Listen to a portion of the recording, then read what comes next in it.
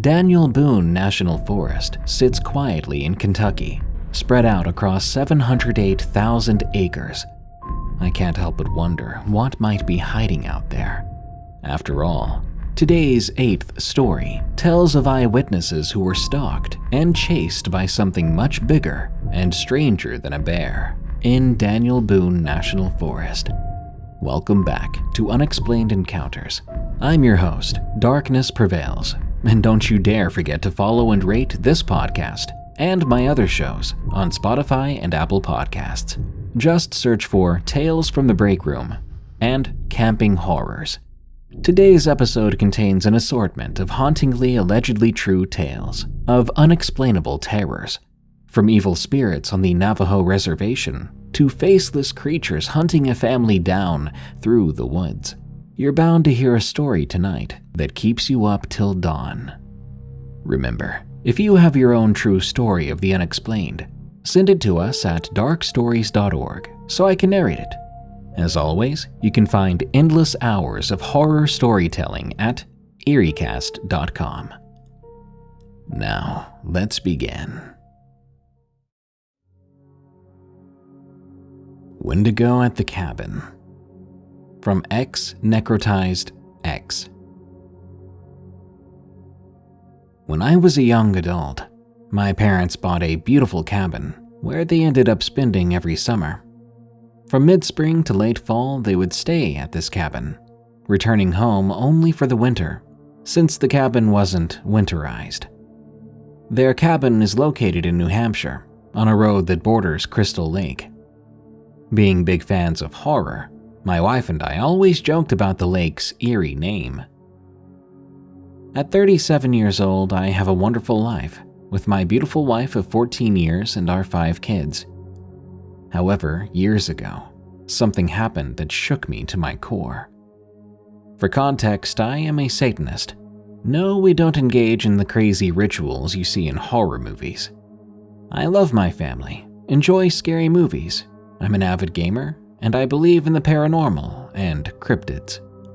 Though I've experienced minor paranormal events, nothing substantial ever happened to me, until one incident at the cabin. Occasionally, my wife and I would arrange with my parents to stay at the cabin, while they returned to their primary residence. This cabin is close enough to my workplace that I don't need to schedule time off. The last time this happened, we had only 2 kids. My son was around 9 or 10, and my daughter was around 4 or 5. We packed up and went over to the cabin, a place we truly adore for its sheer beauty. One night, probably around midweek, we had just finished dinner, and we were getting the kids ready for bed, a task easier said than done with young children. My daughter was her usual spirited self, and we were trying to get her to settle down for the night. The cabin has 2 bedrooms.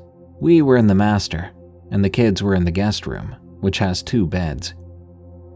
Our son at the moment was in the kitchen getting a drink, and my daughter had just scampered away from me, giggling, as I tried to tuck her into bed. The windows in the guest room were open, letting in the cooling evening air, when suddenly I heard my daughter's voice say, "Daddy," from outside the window. The voice sounded distorted and electronic, as if it had come from a small Bluetooth speaker and not from my daughter herself. Instantly, my body grew cold with concern. The backyard outside those windows extends about 15 feet before turning into a wooded area. Knowing lore about Wendigos, creatures said to mimic voices to lure victims into the forest, I feared the worst. There was no way my daughter could have reached that spot outside in that short of a time frame. I rushed out of the bedroom, finding my wife and children in the kitchen, my daughter still giggling about her bedtime antics. The night proceeded without further incident, but I didn't share the experience with my wife until we were back home. Afterwards, she was just as concerned as I was.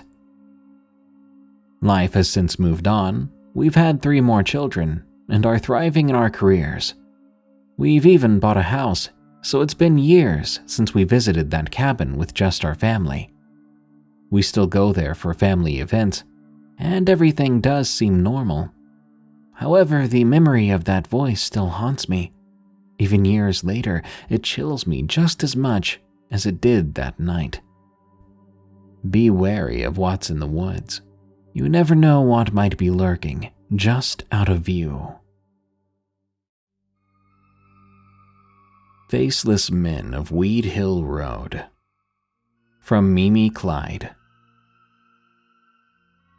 I suppose to begin this story I should describe exactly where this area is, and a bit about myself. I live in Connecticut, but for my early years I lived in the small town of Barkhamstead. It's a truly beautiful area year-round, and I'm blessed to have lived there. Just the thought of being up there makes me nostalgic. However, no peaceful country town is without its local legends, right? It began when I was young, late preschool in fact. I know you might be thinking I'm just remembering this wrong since I was so young, but my family members also remember the event. When I was young, my family used to like to take me trailblazing. We would go down abandoned roads, forging new paths through the woods behind our property. On the edge of the three towns, Barkhamstead, Granby, and Heartland, is a road known as Broad Hill Road. It was also labeled as a no-outlet path, but one day after going to the library in Granby, my grandmother decided we should take her Subaru Outback and go trailblazing to see where this road really ends. It started out nice. We saw a few nice houses. We kept going up the steep slope until the road eventually turned to dirt. We drove on through this road, which was more so a glorified muddy path in the middle of the woods. We soon passed by a sign for Weed Hill Road. We parked and started to trailblaze. We looked around for a bit, slicing through vines like we were on an expedition. We eventually found what appeared to be the ruins of an old bridge, and as the sun started to set, we got back in our car and headed home, finding that the dirt path came out on the back end of a farm. Amazed that it went through, we decided to go and tell the family back home about our findings. After a home-cooked meal, my mom, my aunt, and my uncle all decided to head out once more, as they wanted to see Weed Hill Road for themselves.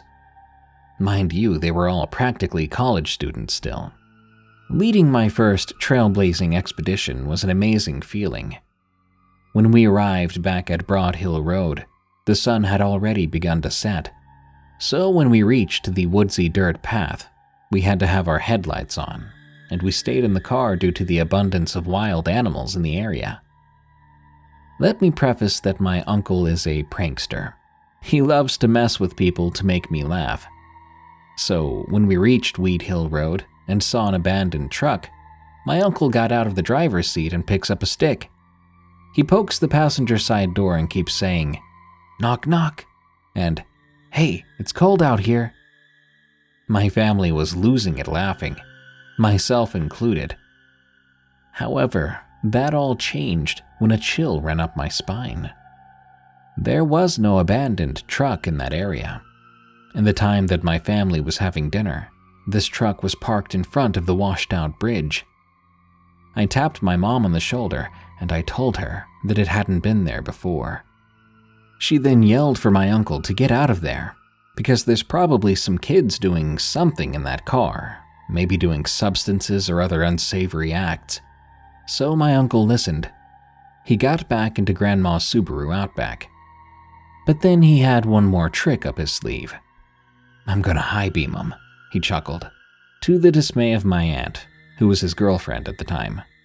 She told him to stop messing with the poor teens, probably sitting in that car terrified. Yet my uncle flicked on the high beams, only for us to be met with a strange sight. Two people slowly set up in the front seats of the abandoned truck, and a third leaned in from the back. Now I say people with quotes because these people were not human. At least, not anymore.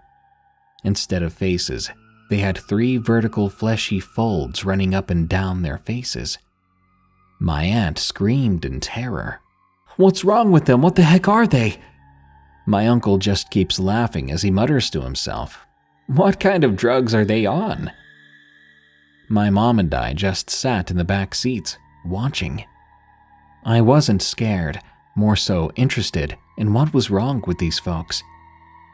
As we sat there in a stare down with these faceless beings, they slowly started to sway in a circular motion in their seats, which evolved into thrashing, faster and faster and faster.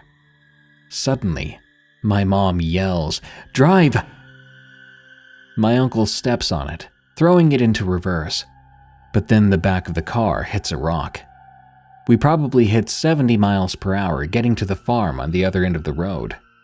Yet when we pull onto the main road, my mom says she wants to get out and check the car for damage. Mind you, we were still in my grandma's Subaru Outback. We pulled off the road, only to realize that the right mud flap on the back had fallen off. So that's what the rock had done to the car. Great. My mom said we had to go back, or Grandma was going to be teed off. After the adults shared some words, we headed back up Broad Hill Road in the pitch-black night. When we arrived at the dirt path crossroads of Broad and Weed Hill, we found that the truck had vanished without a single tire track. This only added to the confusion as my aunt got out and grabbed the missing mud flap. She hopped back in the car and we sped away, more carefully this time. We soon encountered a group of hikers with a dog back near the farm. We slowed down, asking them if they'd seen any other cars, to which they replied no. Either that truck had driven the other direction, leaving no tire tracks, or it had in fact completely vanished. Eventually we arrived home, all still a bit shaken, with the mud flap in hand. We climbed out of the car. My mom and I stopped though. Deep in the woods, we could hear something, like a scampering, like something big was moving quickly on all fours. Then we heard it, a scream, then another and another. Women screaming as if they were being killed out there. I started to cry then. We were all the way across Barkhamstead, and now there were things in the woods. My mom says to me, "Don't cry, it's most likely a fisher cat." I nodded and sniffled. Fisher cats are rare around here, but not unheard of, and they do scream a bit like that. Then the crickets went silent. Everything goes silent, as a woman's voice is carried on the wind. "Don't cry." It mocked, but apparently only I heard it as my mom led me inside. Slowly the forest that surrounded our family's mountain home regained its regular noises. The next morning, I woke up earlier than usual, around 6 a.m. For 4-year-old me, that was unheard of. I got up and looked out the big window facing our backyard, and I see this strange thing circling underneath the window. I rushed downstairs to find my grandpa at the glass porch door. "What's wrong, Grandpa?" I asked him. He doesn't look away from the window. "Tell me you saw it too, son." I nodded. "What is it?" My grandpa looked at me, his pupils reflecting the sunrise's light. It had the ears of a cat, muzzle of a dog, too big to be any of the neighborhood cats or dogs, between the size of a big wolf and a small bear. It was covered in all black fur. He stepped towards me. "Nothing to worry about. It's gone now, it's not gonna come back." He sat down in front of the TV in his recliner. "The fact it was here's our secret. Don't go telling people. Now how about some bacon for breakfast?" All these years later, I think we encountered something pure evil that night on Weed Hill Road. Faceless men that followed us home, revealing their true forms of twisted black animals. I believe what we encountered was a hellhound, or many of them. The three men turned into a dog that could not be comprehended, at least not properly. They then followed us home with the sounds of screams and scampering. I think there's something bad out there, and if you wish to venture there now, well, good luck.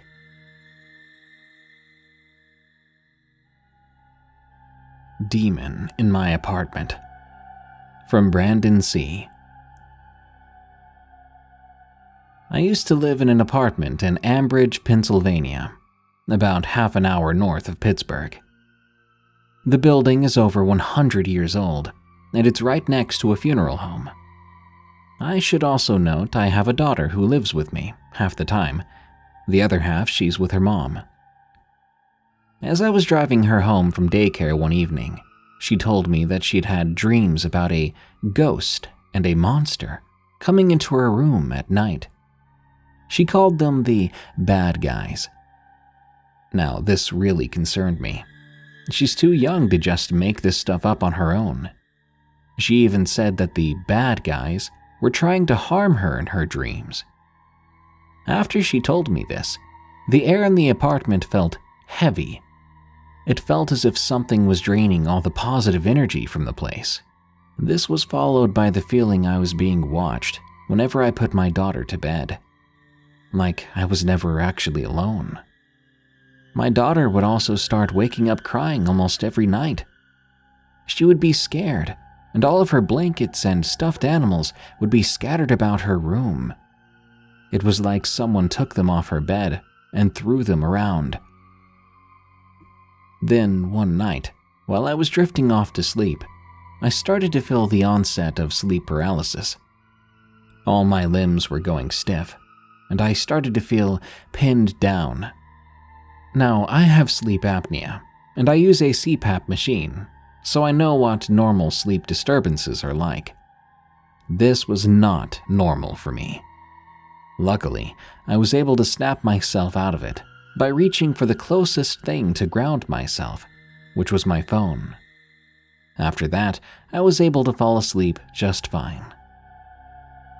Maybe a week after, my daughter was asleep in her room, which connects to my bedroom through a doorway that sits directly across from my bed.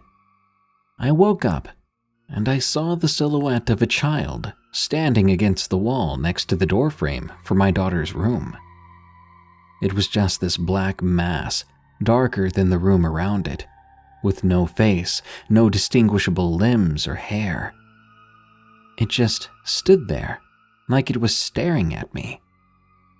My daughter's door was still closed, and the figure was on the side that would be covered by the door if it were open. So that's how I knew it wasn't her. So I was definitely freaked out, but I chose to ignore it. I turned my gaze away from it, and I went back to sleep. I know negative spirits and demons feed off fear, and that's why I chose to leave it alone. When I woke up again a couple of hours later, it was gone, like nothing had ever been there. Fast forward a few days, my girlfriend and I are at a flea market. We ran into a medium selling her wares and talking to people. I told her what I'd been experiencing, and she looked at me concerned. She told me that something evil and demonic was trying to attach itself to my daughter. She said I needed to cleanse my apartment by burning sage. She sold me some sage and gave me a small vial of holy oil, which I was told to place at the front entrance to keep bad spirits away. She also wanted me to put some on my daughter's forehead to protect her. The following day, my girlfriend and I go to my apartment to do this cleanse. While I was cleansing a room, my girlfriend waited in the kitchen, which was near the front door. My girlfriend and I both suddenly hear that door slam shut by itself.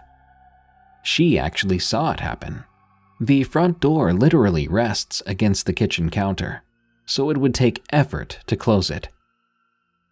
After that, The apartment felt more peaceful, and I no longer got a bad vibe.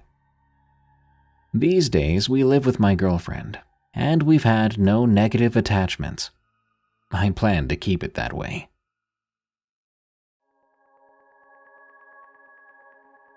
Misty, from LostsoulJay. My friend, Sarah, had always been fond of her cat, Misty. But lately, something wasn't right. Misty had become more aggressive, lashing out at Sarah with sharp claws, biting her when she simply tried to pet her. At first, Sarah thought it was some sort of phase, something that would pass over time. But the behavior continued, and as time went on, it became more aggressive and unpredictable. It started with little things, like hissing at Sarah when she petted her too long, or scratching at her hand during playtime. Sarah tried to ignore it, attributing it to the cat's mood changes or a bad day. But as days passed, the aggression only grew worse. It wasn't just her, though. Misty also became aggressive towards other family members as well. But they either didn't notice it, or they didn't take it as seriously. Sarah felt alone in her observations, and it frustrated her. She tried to talk to her parents about Misty's behavior, but they always dismissed her concerns, saying that it was just a cat being a cat. Now, Sarah had never been superstitious or believed in anything supernatural before that, but as the days went by, she couldn't shake the feeling that something wasn't right. She began to have frequent nightmares of being attacked by Misty in her sleep. It made her anxious around the cat, even when it was actually acting calm. Then one night, things took a turn for the worse. Sarah was sound asleep, and Misty was curled up at her feet. Suddenly, she woke up with a start, feeling a sharp pain in her leg. Misty had bitten her through the covers. Sarah was terrified and tried to push the cat away, but it wouldn't budge. "What's wrong with you?" she whispered, and stroked the cat's fur. For the first time in weeks, Misty looked at her with a soft expression. Sarah breathed a sigh of relief, thinking that maybe things were going to be okay again. But Sarah was wrong. As she drifted off back to sleep, she felt the cat jump off the bed. She didn't think much of this just yet, and assumed it had gone back to its regular spot in the living room. But then, she heard something that made her blood run cold. A low growling sound from the corner of her room. Sarah's heart raced, and she scrambled under her blankets, eyes wide with fear. She could see two glowing eyes in the dark, and they seemed to be staring right at her. Sarah's mind raced to make sense of what was happening. Was it all in her imagination? Was this some sort of bizarre nightmare? Deep down, she knew none of it was true. This was very much real, and it was happening to her. Then she heard something slither across the ground. It was the unmistakable sound of claws scratching across the wooden floor. Sarah held her breath, hoping that it wouldn't notice her. But it was too late. The creature darted across the room, and Sarah could feel its hot breath on her face. She could see its sharp teeth glinting in the dark, and it was clear this was no ordinary animal. It was something much worse. Sarah found herself paralyzed with fear, unable to move or scream. She could feel the creature's breath on her skin and the weight of its body on her chest. But then it vanished as abruptly as it had appeared. Sarah lay there, shaking as the minutes slowly ticked by. She didn't know what she'd seen or what had happened, but she knew that she was never going to be the same again. The next morning, Misty was gone. Sarah's parents assumed that she had run away. Still, Sarah knew in her heart that wasn't the case. Something evil was inside that cat. Something had taken over its body, twisting it into a dark and malevolent creature. Years went by, and Sarah never forgot that awful night. She tried to tell her friends and family what happened, but no one really believed her. They assumed that she was making things up, that she had just had a bad dream. Years later, Sarah finally learned the truth about what had happened to Misty. She looked into topics of the supernatural and discovered the legend of the Wendigo. According to Native American folklore, the Wendigo is an evil spirit that possesses the bodies of living creatures, twisting them into bloodthirsty monsters. It was said that once they're possessed, there's nothing to save them. Sarah believed this is what happened to Misty. It had been possessed, and there was nothing anyone could have done to save it. And as for Sarah, she knew that the memory of that terrifying night would stay with her forever.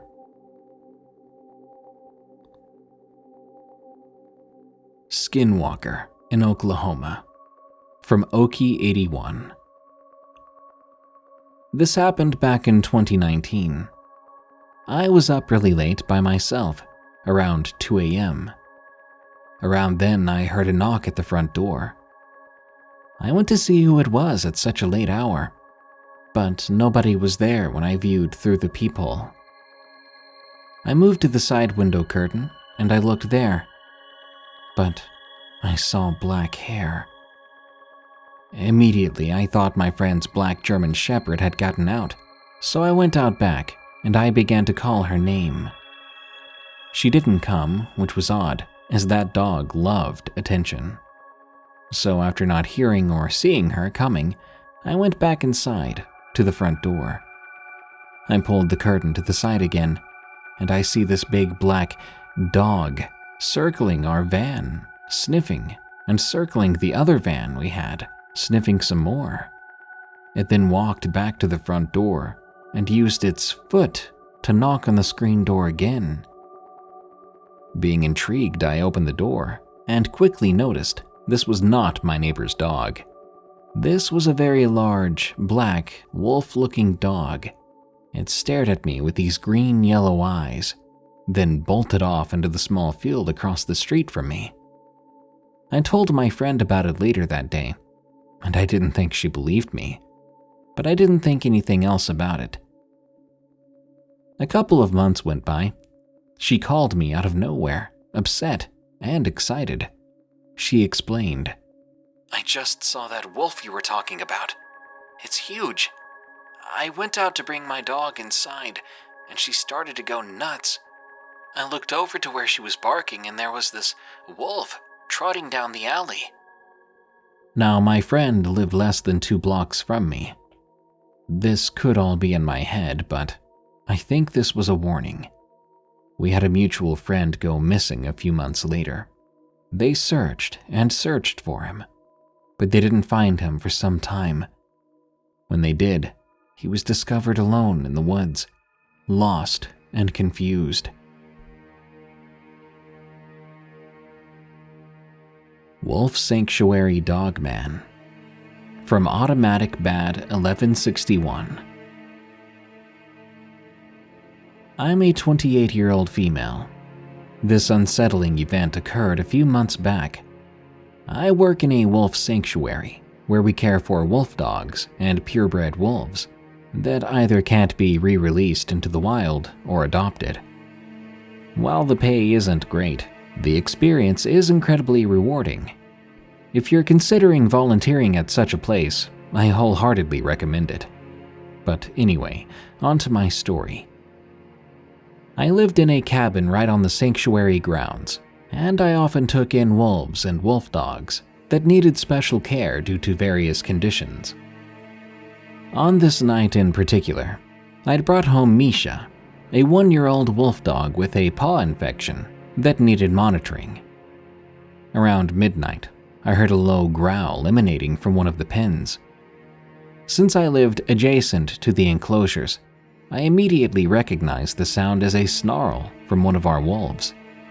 Although wolf scuffles are common, my concern escalated when I heard a yowl followed by another snarl, which sounded more fearful than aggressive. Confused, I got up, attached Misha to a long leash, and went outside to investigate. I approached the enclosure closest to where I'd heard the unsettling noises, initially thinking it was just a typical skirmish among the wolves. Upon closer inspection, however, I found all the wolves in that pen huddled into one corner. They started jumping, and their ears were flattened. They seemed to be trying to leap over their fence. Misha, usually a quiet wolf dog, began to snarl and bark, which surprised me. I shone my flashlight into the pen, and what I saw was nothing short of terrifying. It was a creature that looked like a cross between a man and a dog. Standing at least 6 feet tall, it had wolf-like ears, long humanoid arms, and clawed hands. Misha and the wolves continued growling and barking at it. It was clear to me this was neither a wolf nor a wolf dog. Yelling something along the lines of, "Hey, bugger off! Go on, get out!" I tried my best to scare it away. Real wolves would usually flee if they perceived you as a threat. The creature turned to face me, though, its eyes reflecting my flashlight. It dropped to all fours, leapt over the 7-foot fence, and disappeared into the forest. Terrified, I didn't feel safe returning to my cabin, so I stayed with Misha and the other wolves for the rest of the night. The next day, I relayed the frightening experience to my coworkers. Now we keep watch over the enclosures in pairs. While my story may not be the most harrowing out there, for me, it was utterly terrifying.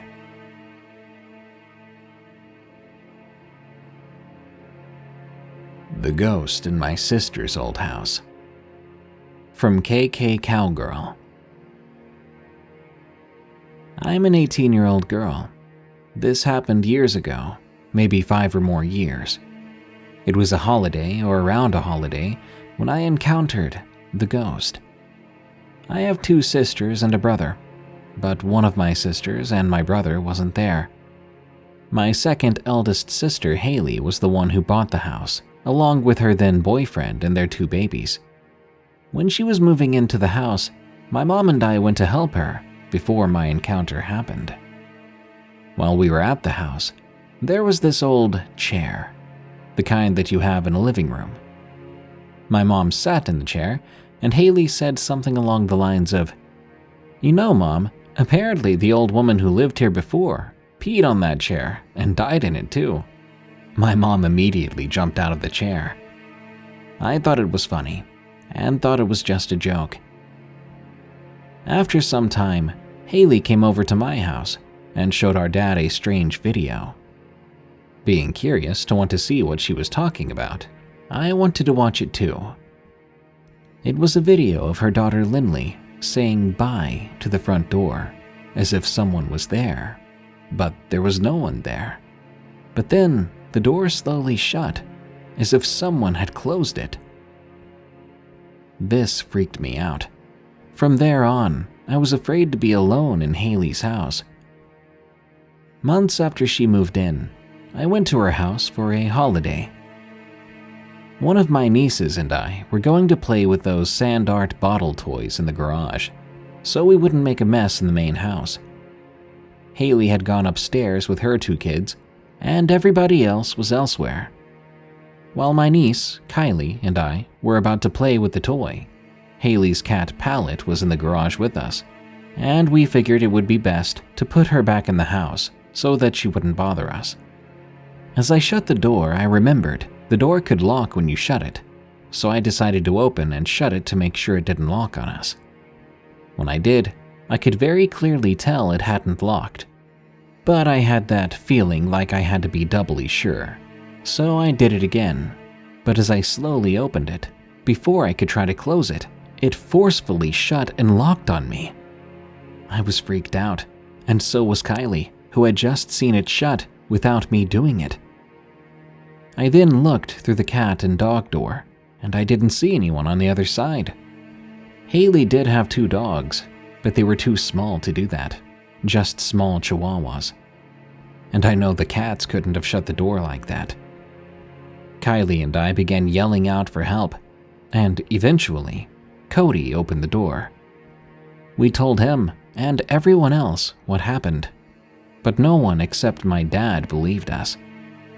My dad was a believer because he had had an encounter with ghosts himself, which is a different story.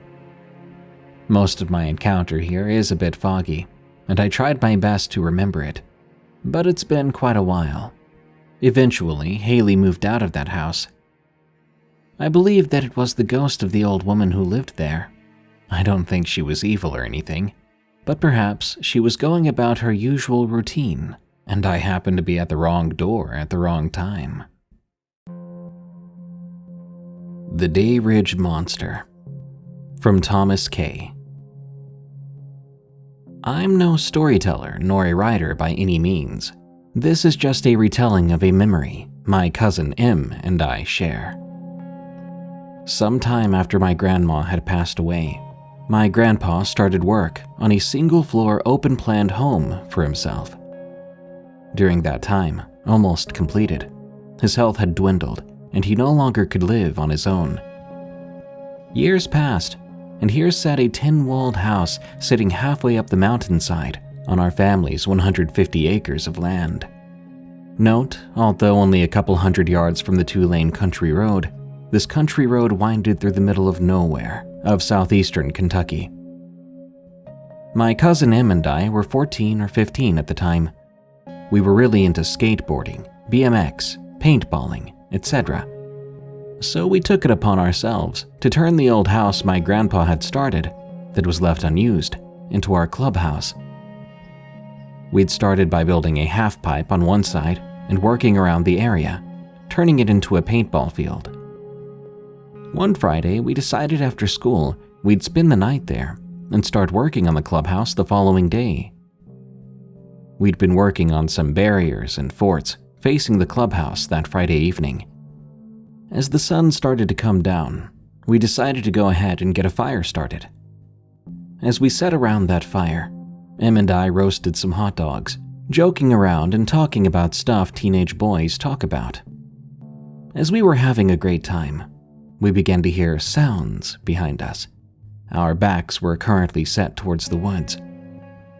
The woods of our plot of land attached to hundreds of miles of the Daniel Boone National Forest. We tried not focusing on it, but it was impossible as the sound of crunch, crunch started to get closer and closer to where we sat. Before we knew it, an overwhelming smell of rot hit us. Thinking it was only a dead animal somewhere nearby that we were now upwind to, we didn't worry about it. Em said to me, "That sounds like a rabbit." I, not knowing at the time rabbits did in fact come out at night, argued, "But rabbits aren't nocturnal." As we argued about this fact, the sound of crunch, crunch was only getting closer. Before we knew it, the sounds of crunching changed to loud thuds and what can best be described as a car crashing through the woods. We jumped up from where we sat, fear overwhelming both of us. Em spoke. "That's no rabbit." As silence pierced our ears, we truly noticed the silence. No crickets, no birds, no leaves crunching, only the sound of crackling fire. We both stared at the corner of the clubhouse in dead silence, the direction of the loud crashing noise. Fear left us motionless, unable to speak, just staring. Then the silence was broken as whatever this was crashed into the side of the tin wall in the clubhouse. Without wasting a moment, we both turned and booked it over the hillside, down the small walking trail, running as fast as we could. I ended up tripping, sliding down the trail on my stomach, not losing any momentum. I used my hands to dig into the dirt, and I was back on my feet before I knew it, terrified to look behind me. We made it to the bottom in the old yard of a trailer a family member used to live in, which sat under the light of an old streetlight. Breathing hard, we tried to catch our breaths. Em eventually said, "What was that?" I replied, "I'm not sure. A bear?" We both stared up at the mountainside, only seeing small glimpses of our fire through the woods. As we stood staring up the mountain, trying to see if we could possibly make out what came crashing into the clubhouse, we tried talking out what had just happened. Bear? Falling tree? Was it one of our cousins who had snuck up here to scare us? We then discussed what we should do next. I told him, "Man, if it's Cousin A just scaring us, we'll never be able to live it down." Em replied, "But what if it was a bear?" I picked up a fairly thick limb lying on the ground and said, "We have to find out." I yelled up at the mountain, "Hey, it's not funny, man. We're coming back up there." As we started to walk back up, 3 loud metal bangs echoed over the hillside, ringing in our ears. We rushed back to the safety of the streetlight. Em said, "Let's just get out of here." After hearing the 3 loud bangs, I knew it had to be A messing with us. I mean, a bear isn't going to hit a building 3 times like that, would it? As I continued to yell out, explaining that this wasn't funny, that we weren't scared, which was a bold-faced lie, we brainstormed what to do next. Across from the clubhouse was an old dirt road that wound up the mountainside. On the other side of the dirt road was the pine thicket. This thicket was so thick, I've attempted to walk through it and was only able to make it about 15 feet before having to back out, being poked in the eye, scraped on the arms, my shirt getting hung up multiple times. What happened next is what made us finally retreat for safety. We made one last attempt to go back up to our clubhouse. As we started walking, the streetlight went out, leaving us in total darkness. The very moment it went out, something came through that pine thicket, crashing and breaking. Over the sounds of pines snapping, we could hear this loud huffing or blowing sound, like a huge linebacker fully padded, running full speed through this pine thicket with the goal to lay out a quarterback. But this was no NFL player. I couldn't really think of any human causing that much destruction, sprinting through the brush without any trouble, right towards us. We started backstepping, tripping over each other. We hit the old 2-lane road and ran, going as fast as we possibly could in a straight line down the road, a quarter mile to my grandma's old house where my aunt, uncle, and cousins live. Now, I'm a big boy. I had 80 pounds on my cousin. The fear was so high in me, though, I matched his stride the whole way. I never would have thought I'd ever be able to match him in a foot race. I guess when fight or flight engages, your body does things you never knew it could do. After what felt like forever, we made it to Grandma's old house.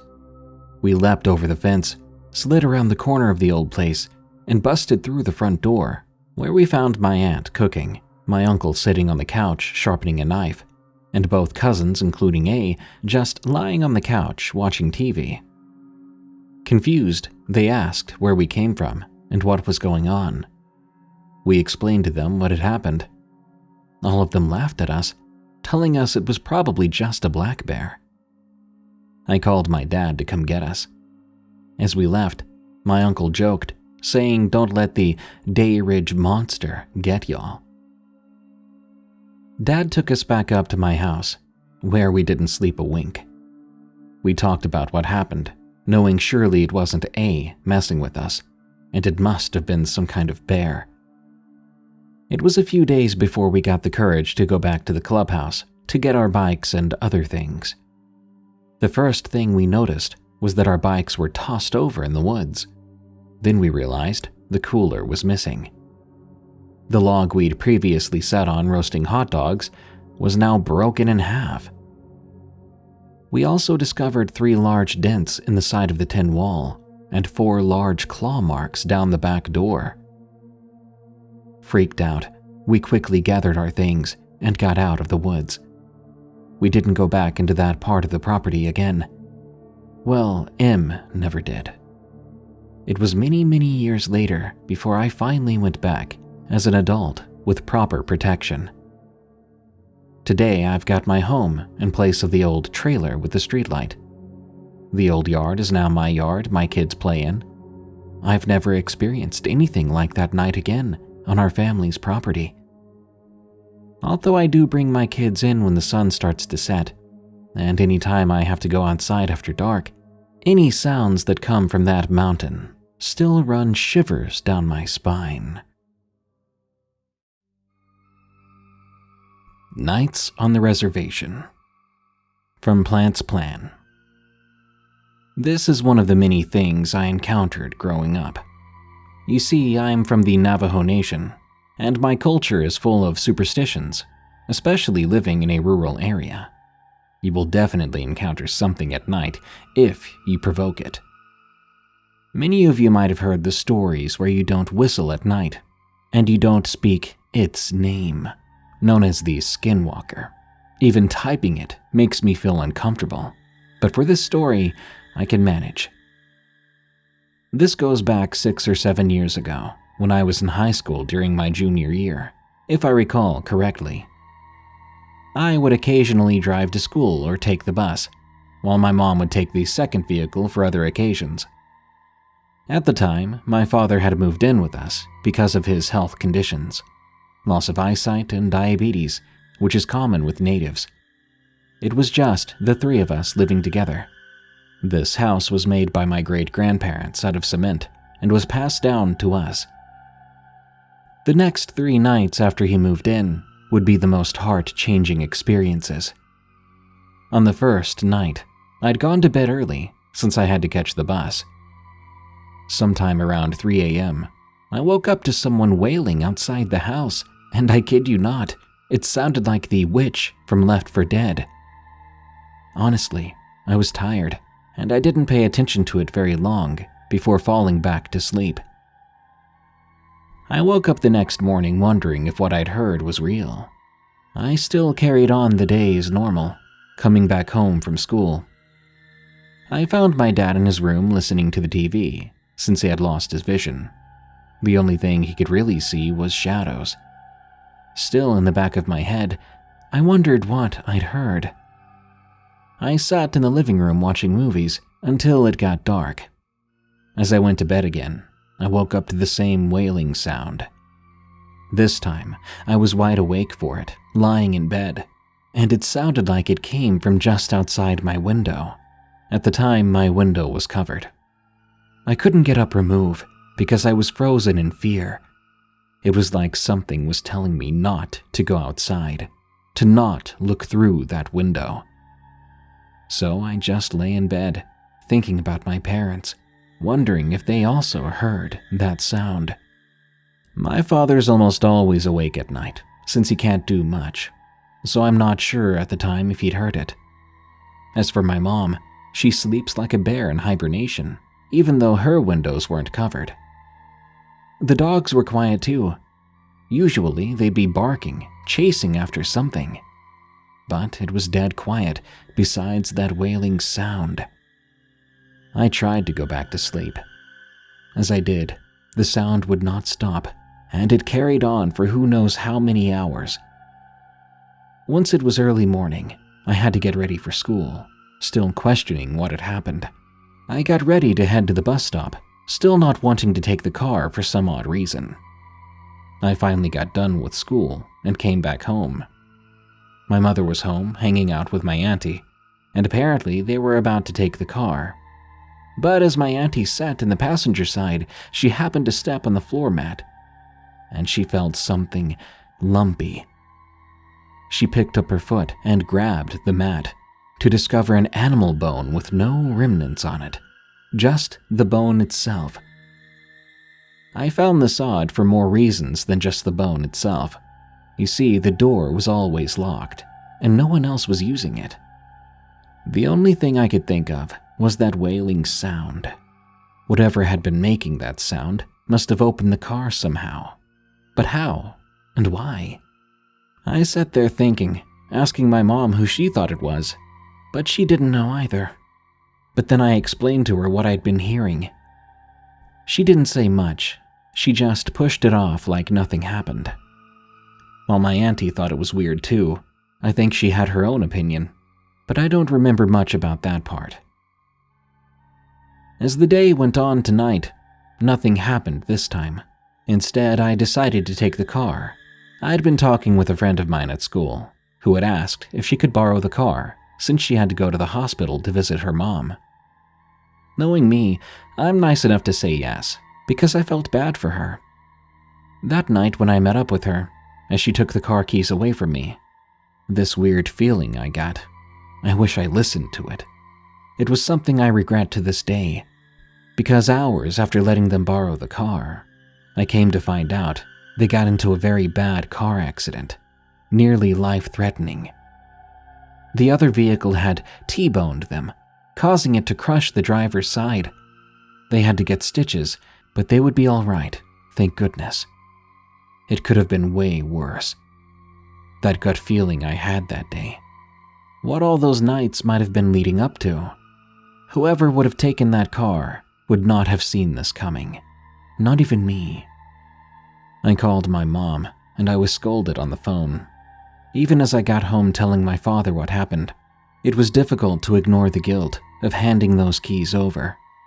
My father talked to me for hours that night, with my mom still on her way home from work. I asked my father if he'd heard the wailing sounds outside the windows the nights before. As he was sort of traditional, he knew for a fact that the incident was not my fault. In fact, he believed that thing was what caused it, trying to hurt whoever was going to use that vehicle. The next morning, we got up early on a Saturday before the sun came up to do a prayer to the east and to the west with a cup of water as we anointed ourselves, then drank it. To this day, I'm glad whatever that feeling was to not look outside saved me, and I'm thankful to my father for helping me get through it. Rest easy, Dad. Don't be fooled.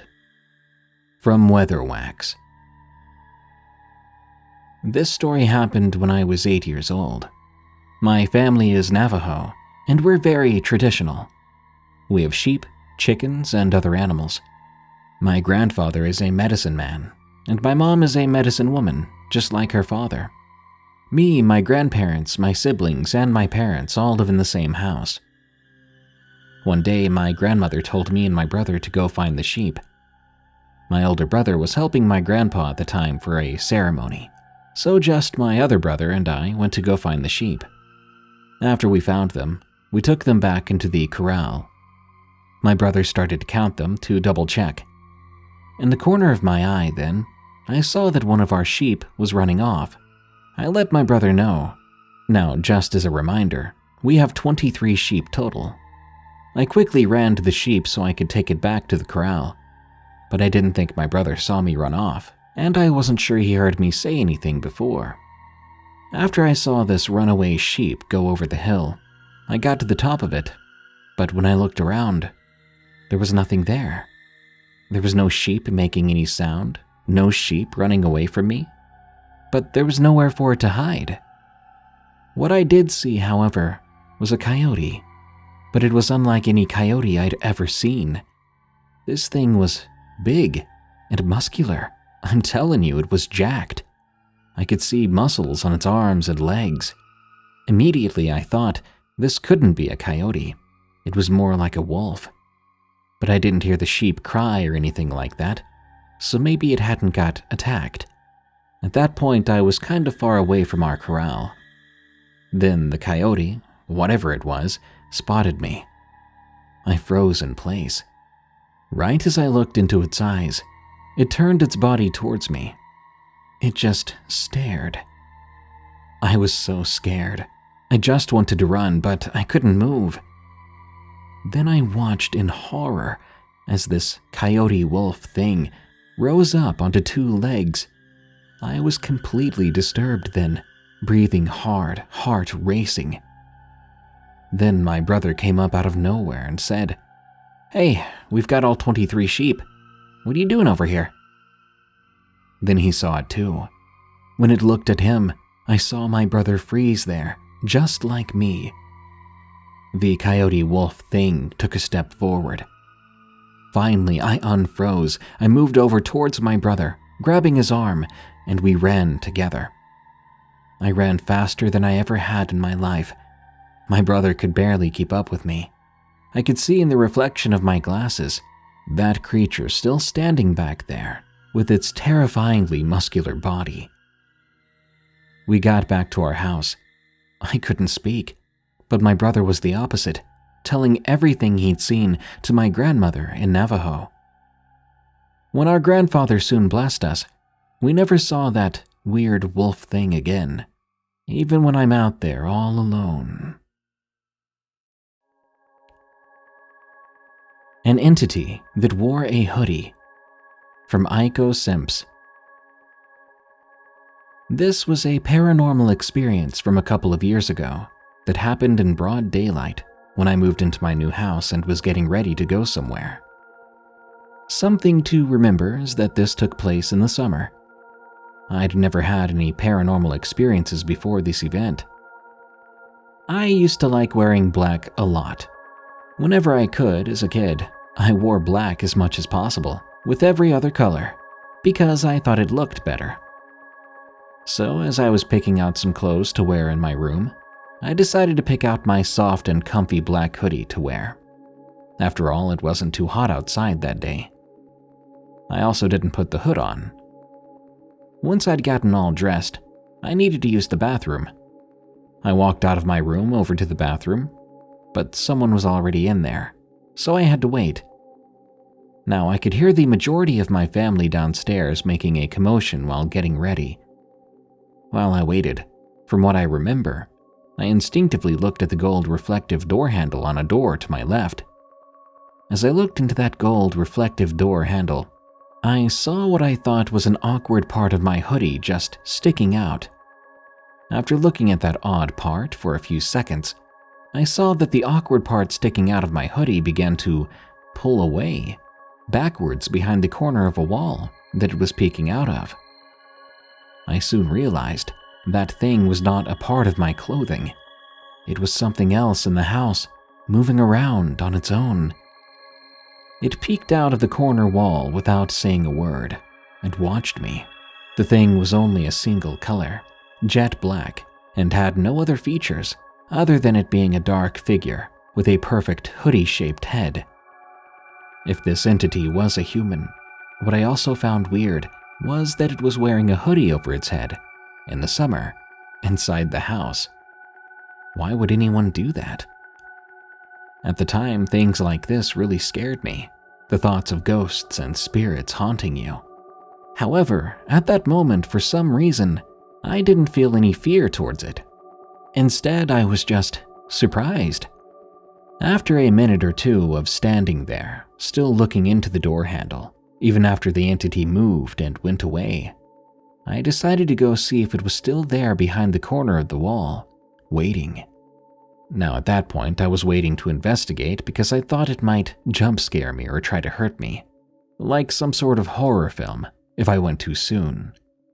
When I finally did go look behind the corner of that wall, I found nothing and no one there.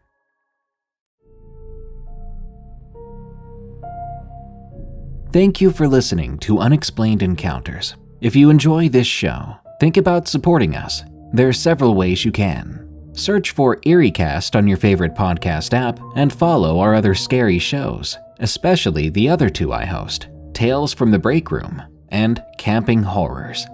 Leave Unexplained Encounters a rating on Spotify and a review on Apple Podcasts. The more we get, the higher we climb in the charts.